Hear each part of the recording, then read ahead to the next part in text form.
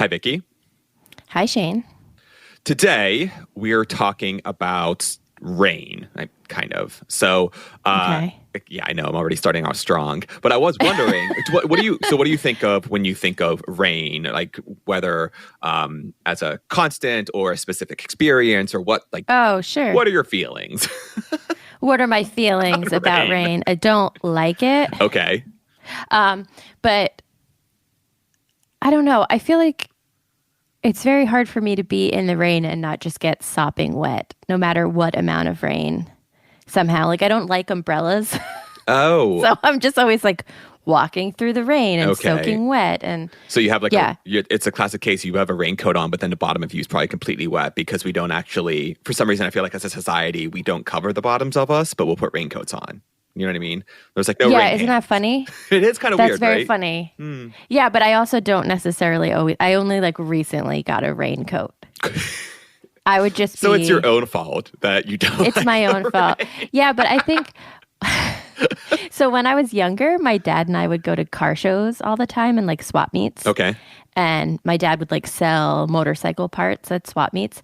So we would spend the weekend just like out in the air, like in a parking lot, right, doing this. So I feel like if it rained, you were just wet, right? So you'd just be like wet to the bone. And I think somehow it just That's stuck with my you life forever. now. Yeah. Yeah, I can't. I mean, Just I would say I'm probably more prepared for rainy environments than you are. Probably. I lived in Pittsburgh for quite some time, which like outside of Seattle is one of the rainiest cities in America. Really? Yeah, it's because like all the rivers come together and everything. Oh my gosh. When I think of rain, I actually have a pretty as an experience, or from experience perspective, a pretty positive association with it. Oh. Early in my relationship with my wife, we took a trip to Iceland, and overall the weather was really nice, but there were a few days where it was just sopping wet and awful, and Yeah. we were on this kind of quest to see a puffin. Because we were in a season where you would maybe see them, but maybe not. And there's one specific day where she drug me out along these beautiful cliffs in this lovely setting, Yeah. because there was a chance that there was a colony, but it was just awful out. So And rainy. we had raincoats and pants and all that jazz, and we got completely soaked, and we didn't even see a frickin' puffin. But Oh no. like, we ended up seeing like one or two during that trip. But I look back on this trip and like I have these really fond memories of it, even though there were a Wait. couple moments where I was just like, ooh, why are we doing this? This is Did I not make the great. wrong choice? Yeah, so I feel like With her or the trip? yeah, so I've been married for like I feel like longer than I haven't been married Okay. in my life at this point. We've been married for a really long time, 15, 16 years, something like that. And I just imagine like that would be the most terrible day. We would fight so much, but I imagine if this was, you had a nice time. Well, this was then. early, and we recently got married, so it wasn't that Yeah, so you were scarring, I flying guess. high. Yeah.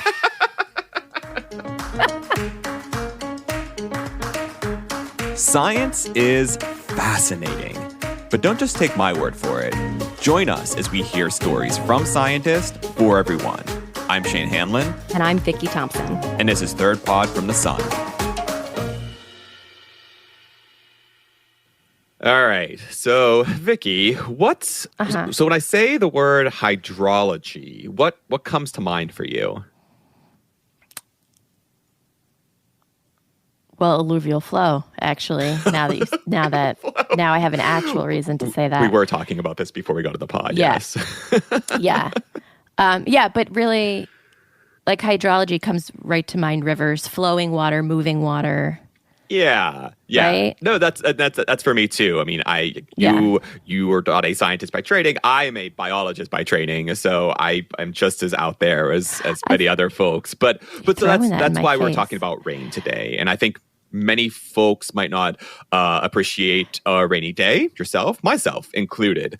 But studying rain and systems involving water more broadly is really important. It's a really important area of science. And so today we're talking with a NASA hydrologist who's using remote systems to study some of the Earth's most important processes. Our interviewer was Ashely Hamer.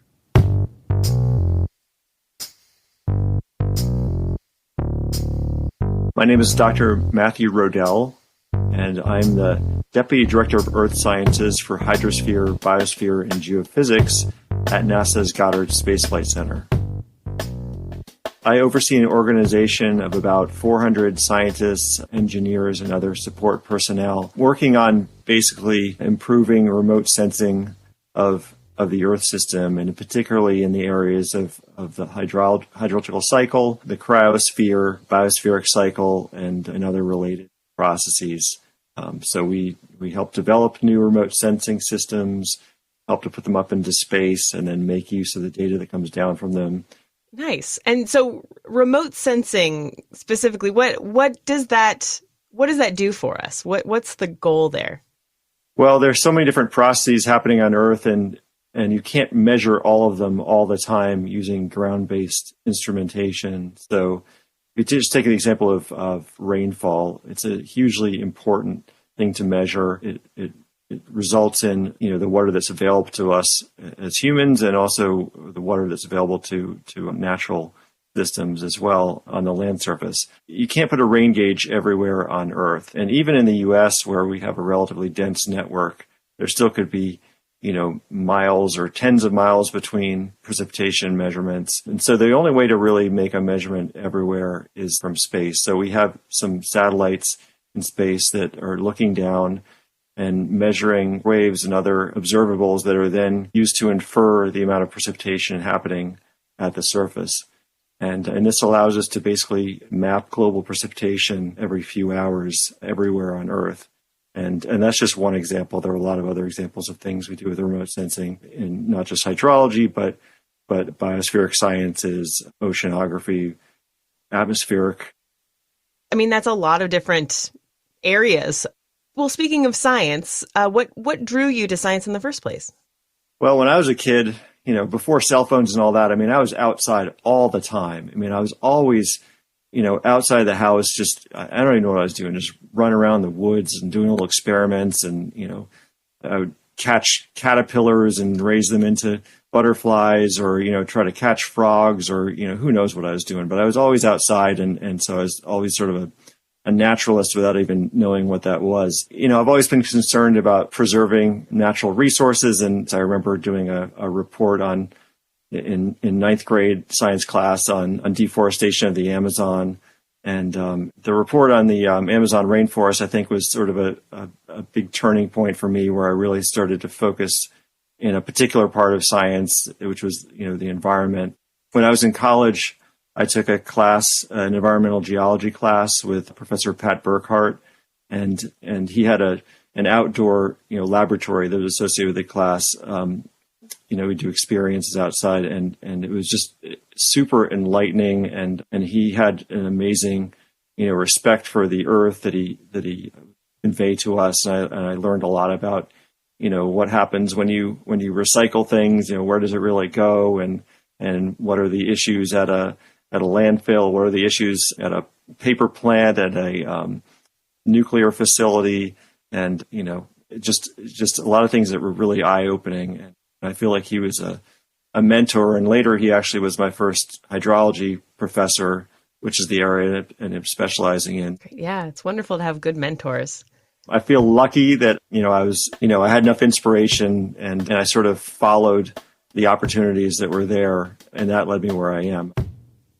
Well, that's good. Yeah.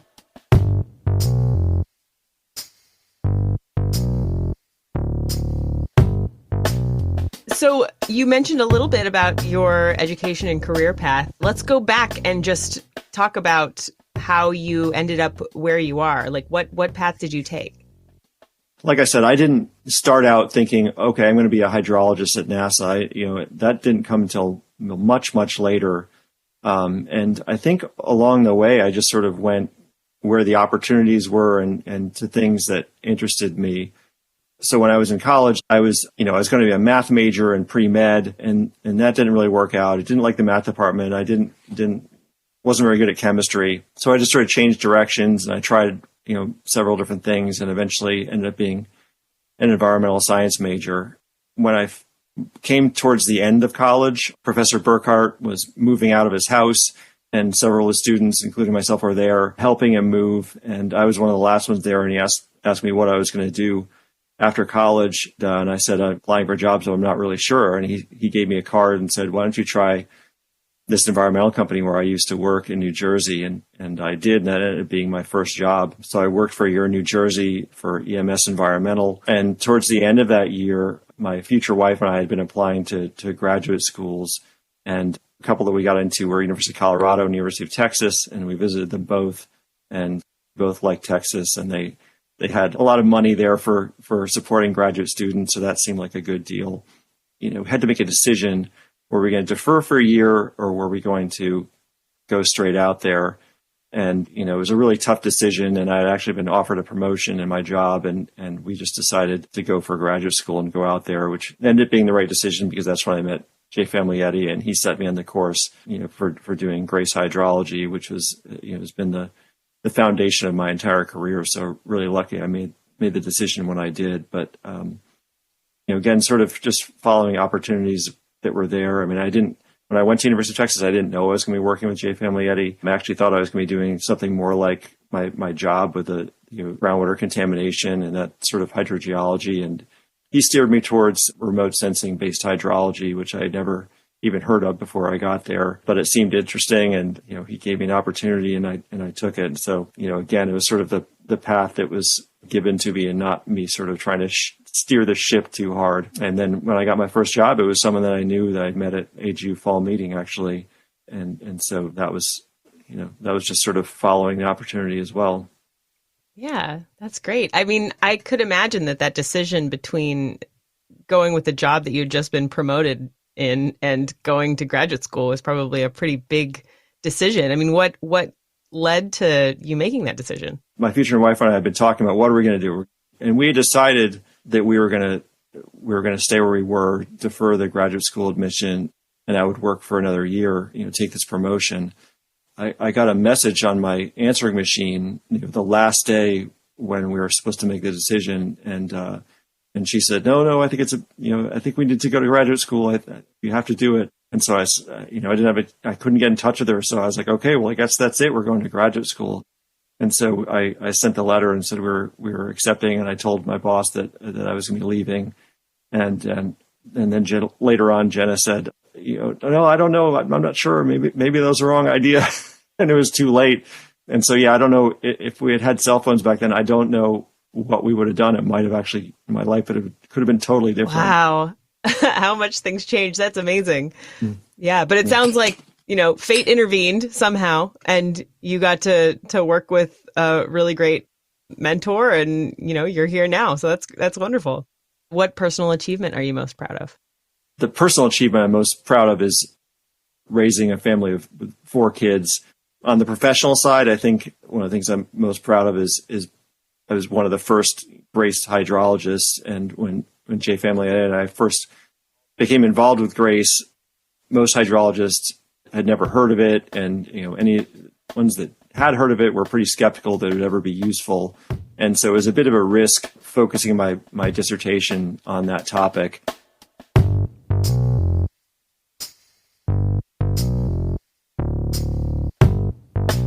That's great. Wait, tell me a little bit more about this GRACE, you said? Yeah, so GRACE is the Gravity Recovery and Climate Experiment, and it's a satellite mission. NASA has, about 20 missions in orbit right now. Most of them are looking down and making measurements, various wavelengths of the EM spectrum, and turning those into useful observations for hydrology or for other areas of Earth science. GRACE is completely different because it's actually 2 satellites that are orbiting the Earth together, and instead of looking down, the key measurement is the distance between the 2 satellites. And the reason that's important is because as satellites orbit the Earth's gravity field is not completely homogeneous. So if you think of where there's a mountain range, there's more mass there, and that means there's more gravitational potential. The satellites are floating around, basically in a vacuum. Their orbits are affected a little bit by the shape of Earth's gravity field. And so GRACE, using the measurements of the distance between the two satellites, along with their precise positioning, basically are able to measure the perturbations of their orbit caused by variations in the gravity field. And so each month of observations can be used to create a new map of Earth's gravity field. And from month to month, the maps are so precise that we can see changes in the gravity field from month to month. The main cause of those changes are redistributions of mass at the surface. So those would be things like ocean circulation and tides, atmospheric circulation, and then over land, it's the terrestrial water storage. So things like groundwater, soil moisture, surface water, and snow and ice. And as those are redistributed around, it's large quantities of mass. You think of like if you had a snowstorm and there was a couple inches of snow in the ground. When you add up a couple inches of snow over, 100,000 square kilometers, it's a huge amount of mass. It's enough to perturb the orbits of satellites. And so we can back out based on the GRACE data, basically the amount of snow that must have fallen in order to cause that change in the gravity field. So as I said, it's unique. It's completely different from the other types of observations. And this is why it was a little bit risky, when it first launched. I mean, a lot of people thought, this will never work. I mean, there's no way that can be that precise. And it's a different type of observation we're not used to. And we had to make it work and find ways to make it useful. It's just to, open up all sorts of new doors in hydrology. And it's been amazing. So I was really lucky to get involved with it very early on. Yeah. Wow. It's impressive to find it's a new measurement based on something that was just already happening, just like satellites were being tweaked by the gravity field, and you just have to measure that, and then you get this whole other measurement. That's so cool. Yeah, and all the credit to the geodesists who came up with this. They're the ones who are really, were concerned with the gravity field and magnetic field and the shape of the Earth and that sort of thing. And they said, hey, this might be useful for hydrology, and way before the hydrologists thought of it. Wow, that's amazing. Science. And then just as one final question, what advice would you have for someone who was looking to follow in your footsteps?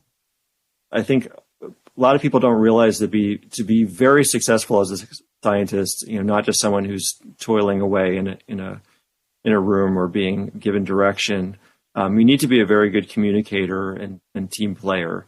And so, by communication, I mean, it's not just about the scientific knowledge you have or your technical skills, but you need to be able to express ideas clearly, succinctly, and be persuasive. And that's, important for things like, writing a proposal. You need to be persuasive in your writing that this is going to be something important and you're going to come up with valuable results.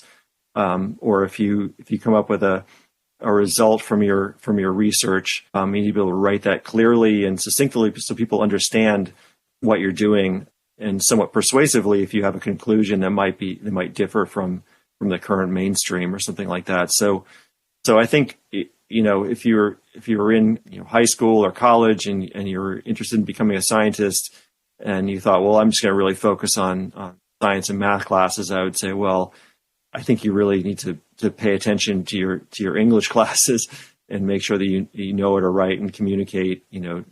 Take public speaking classes if you have that sort of opportunity. Read books because as you read, that helps you to be a better writer as well. And pay attention to people who you think are good communicators and what are they doing right.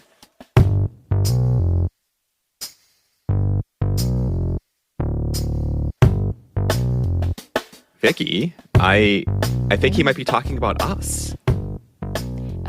In that we should be paying closer attention to people that we think are good communicators? No, because we're good communicators. Are we good communicators? Yeah, we're good communicators. No, I think we are. I mean, I hope so, because outside of this, literally my job is to teach folks how to communicate more effectively. Yeah. So hopefully that comes through, if not on the pod and my other aspects of my professional life.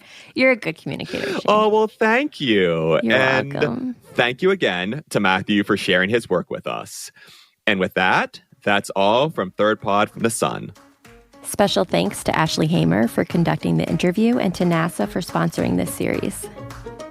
This episode was produced by Jason Rodriguez and me, with audio engineering from Collin Warren and artwork by Karen Romano Young. We'd love to hear your thoughts, so please rate and review us, and you can find new episodes in your favorite podcasting app or at thirdpodfromthesun.com. Thanks all, and we'll see you next week.